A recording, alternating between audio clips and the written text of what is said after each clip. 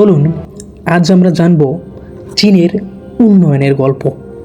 বিশ্বের মানচিত্রে চীন এমন একটি দেশ যে একসময় দারিদ্র্য আর অনাহারে জর্জরিত ছিল, অথচ আজ সেই দেশই বিশ্বের দ্বিতীয় বৃহত্তম অর্থনীতি, আধুনিক প্রযুক্তির অন্যতম কেন্দ্র এবং বৈশ্বিক শক্তির প্রতীক। প্রশ্ন হলো, চীনের এই রূপান্তর আসলো কীভাবে? চলুন ইতিহাসের পাতা উল্টে দেখি চীনের উন্নয়নের গল্প। 1949 সাল, মাও সেতুংয়ের নেতৃত্বে গণপ্রজাতন্ত্রী চীনের জন্ম হয়। তখন দেশ জুড়ে যুদ্ধ বিধ্বস্ত অবস্থা, দারিদ্র্য আর কৃষি নির্ভর অর্থনীতি।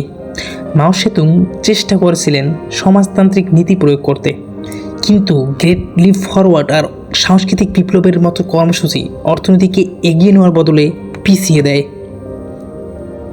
সেই ব্যর্থতার পর আসে নতুন নেতৃত্ব দেন শিয়াওপিং। শিয়াওপিং বলেছিলেন, বিড়াল সাদা না কালো তা গুরুত্বপূর্ণ নয়, ইঁদুর ধরতে পারলেই হলো।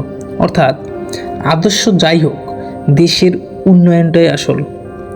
1978 সাল, তিনি চালু করেন সংস্কার ও উন্মুক্তকরণ নীতি।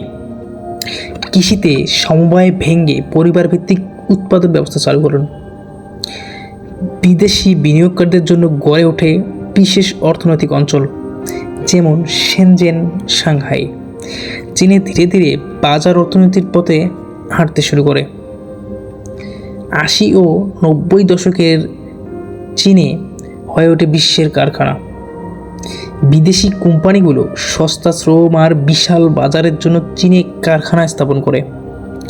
কোটি কোটি মানুষ গ্রাম থেকে শহরে কাজের জন্য আসতে শুরু করে। তৈরি পোশাক, ইলেকট্রনিক্স থেকে শুরু করে আসবাবপত্র চীন বিশ্বকে সাপ্লাই দিতে থাকে। এই শিল্পায়নে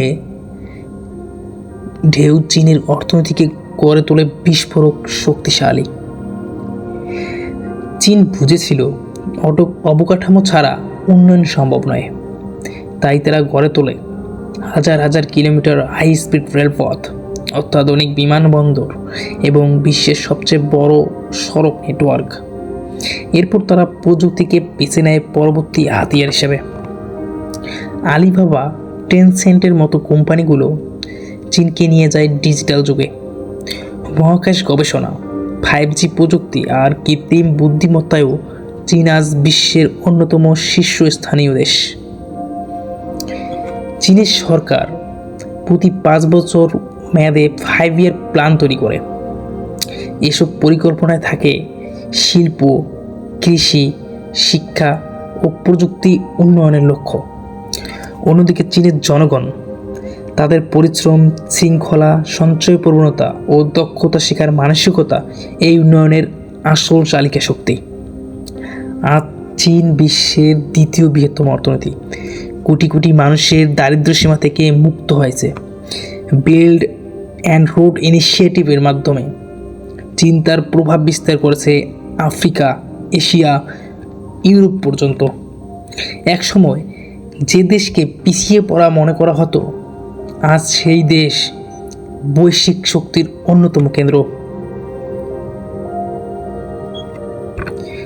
চীনের উন্নয়ন কোনো অলৌকিক ঘটনা নয়, এটি এসেছে দূরদর্শী নেতৃত্ব, কঠোর পরিশ্রমী জনগণ, পরিকল্পিত নীতি আর আধুনিক প্রযুক্তির সমন্বয়ে।